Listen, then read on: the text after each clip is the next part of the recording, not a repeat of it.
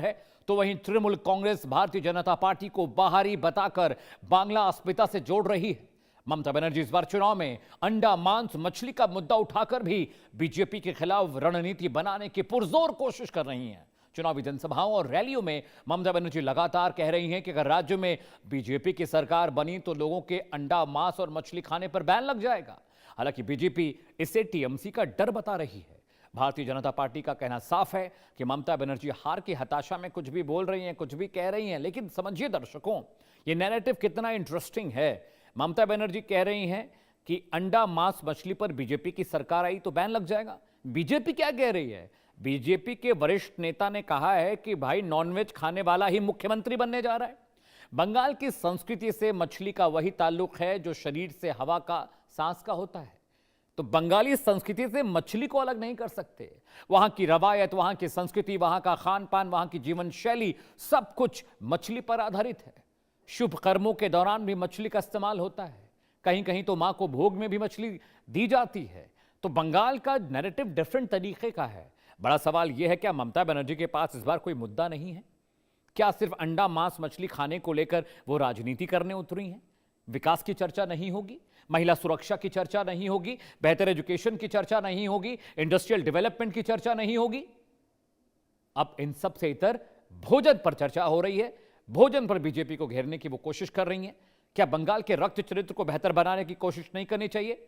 इस बीच बड़ी खबर आ रही है, उसका रुख करना जरूरी है। जी हां, पश्चिम बंगाल चुनाव से जुड़ी बड़ी खबर आपको बताने जा रहे हैं। 10 अप्रैल को संकल्प पत्र जारी कर सकती बीजेपी, यानी बीजेपी का मैनिफेस्टो जारी हो सकता है। गृह मंत्री अमित शाह ये मैनिफेस्टो संकल्प पत्र जारी करेंगे। 10 अप्रैल की तारीख बीजेपी ने तय की है मैनिफेस्टो जारी करने के लिए, संकल्प पत्र जारी करने के लिए। पश्चिम बंगाल में 2 चरणों में चुनाव होने हैं, 23 और 29 को, और 4 मई को नतीजों का ऐलान किया जाएगा। इस बार क्या ममता बनर्जी हैट्रिक लगाने जा रही हैं या बीजेपी कोई उठापटक कर कर या कुछ नया, कुछ रोचक होने जा रहा पश्चिम बंगाल की सियासत में? हालांकि बड़ी खबर यह कि 10 अप्रैल को गृह मंत्री अमित शाह संकल्प पत्र यानी मैनिफेस्टो जारी करेंगे। देखिए, बीजेपी के नेता, तस्वीर आपको दिखा रहे हैं, बीजेपी के नेता हाथ में मछली लेकर प्रचार करने पहुंचे। दीपक, अगर ये फुल स्क्रीन हम दिखा सकें दर्शकों को, बहुत इंटरेस्टिंग विजुअल है पश्चिम बंगाल से जो आए। ममता बनर्जी कहती हैं कि बीजेपी की सरकार आएगी तो अंडा मांस मछली बंद हो जाएगा। लेकिन देखिए बीजेपी के नेता क्या कर रहे हैं, हाथ में मछली लेकर चुनाव प्रचार पर निकले हैं। ममता बनर्जी के आरोप का इससे बेहतर पिक्चर नहीं हो सकती। इसे आप please give it on wall पे दीजिए पिक्चर। देखिए कितना इंटरेस्टिंग है ये कि बीजेपी के जो नेता हैं वो मछली लेकर चुनाव प्रचार के लिए निकले। ममता बनर्जी कह रही हैं कि अगर बीजेपी की सरकार आई तो अंडा मांस मछली बंद हो जाएगा। लेकिन देखिए बीजेपी के नेता, बीजेपी के कार्यकर्ता, हाथ में मछली दिख रही है आपको, ये देखिए हाथ में मछली लेकर चुनाव प्रचार के लिए निकले और ये बता रहे हैं, समझा रहे हैं, जता रहे हैं, दिखा रहे हैं कि ममता बनर्जी जिस तरह की सियासत कर रही है खाने पीने के मसले को लेकर, ऐसा कुछ भी नहीं है। जब प्रचार ही मछली के साथ हो रहा है तो बीजेपी की सरकार अगर बन जाएगी तो अंडा मांस मछली पर बैन कैसे लगेगा? और एक रिपोर्ट हम लेकर आए हैं इस पूरे विषय पर, आइए आपको दिखाते हैं।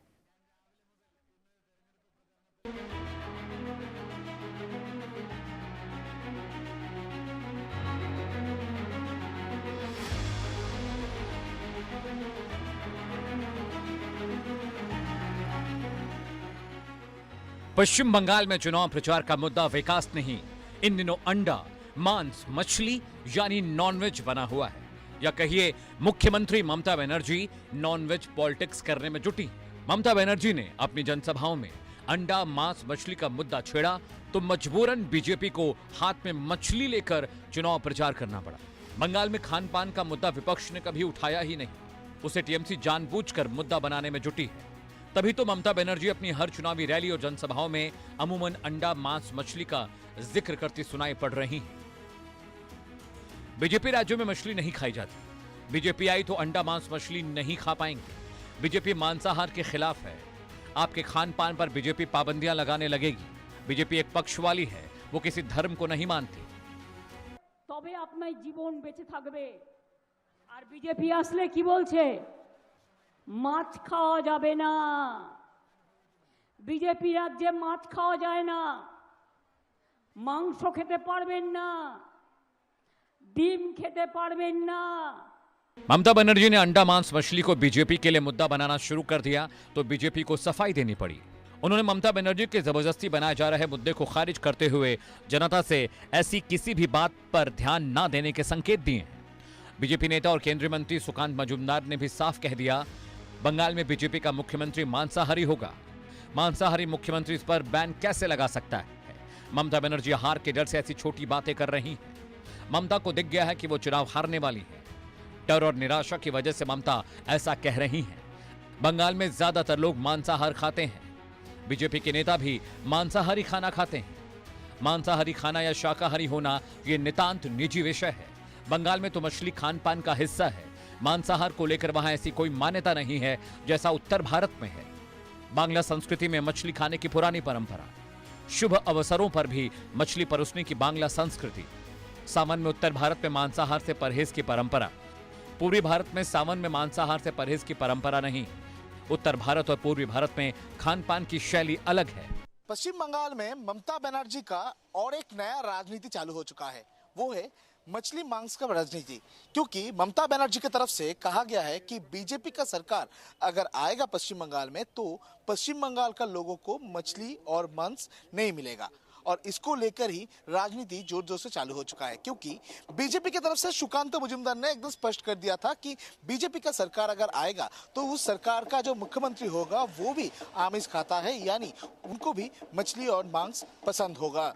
ऐसा ही बीजेपी का जो मुख्यमंत्री होगा उनका पसंद होना चाहिए। दूसरी तरफ अगर देखा जाए तो ममता बनर्जी की तरफ से डायरेक्टली टारगेट किया जा रहा है बीजेपी को, जिसमें ममता बनर्जी की तरफ से कहा जा रहा है कि बीजेपी का सरकार आने पर पश्चिम बंगाल में मांस और मछली के ऊपर पाबंदी लगाया जा सकता है।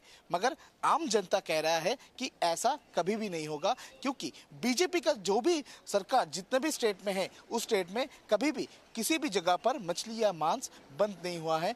बीजेपी का सरकार अगर आएगा और दूसरा कोई अगर सरकार आएगा, कोई भी पश्चिम बंगाल का लोगों को मछली और मांस खाने से नहीं रोक सकता है, ऐसा ही आम जनता का कहना है। मगर पश्चिम बंगाल में जब चुनाव का माहौल है, इस चुनाव का माहौल के दौरान ही पश्चिम बंगाल के मुख्यमंत्री ममता बनर्जी की तरफ से इस तरीके का बयान को लेकर चर्चा जोर जोर से चालू हो चुका है और बीजेपी को ममता बनर्जी को इस मामले पर घेरने के लिए उतर चुका है मैदान पर। मांस और मछली केवल भोजन नहीं, बंगाल की संस्कृति की पहचान है।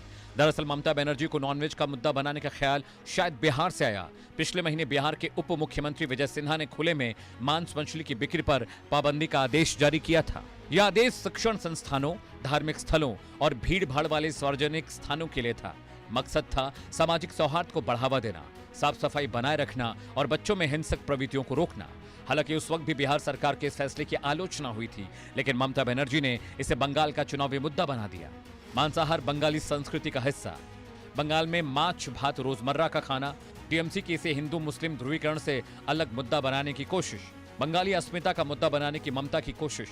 बीजेपी के खिलाफ शाकाहार थोपने का नैरेटिव बना रही है ममता। अल्पसंख्यक और मांसाहारी हिंदुओं को साधने की कोशिश। अब सवाल यह है कि क्या ममता बनर्जी का यह मुद्दा चलेगा? क्या बंगाल की जनता दीदी के बहकावे में आएगी? क्या नॉनवेज पॉलिटिक्स के सहारे टीएमसी को चुनावी फायदा मिलेगा? राजनीतिक विश्लेषक मानते हैं कि ये बंगाल में नॉनवेज मुद्दा सिर्फ चुनावी प्रचार है। देश में कहीं भी नॉनवेज पर पूर्ण प्रतिबंध मुमकिन नहीं। मांसाहार संवैधानिक रूप से व्यक्तिगत स्वतंत्रता का हिस्सा है। बंगाल में नॉनवेज की खपत बहुत ज्यादा। बीजेपी भी इस बात को अच्छी तरह से समझती है और इसलिए बीजेपी के फायर ब्रांड नेता और केंद्रीय मंत्री गिरिराज सिंह अपने ही अंदाज में टीएमसी को जवाब दे रहे हैं। हालांकि वो ये जरूर कह रहे हैं कि बंगाल में बीजेपी शासन में गोमांस पर प्रतिबंध रहेगा। बंगाल में आएगी नहीं, आ रही है।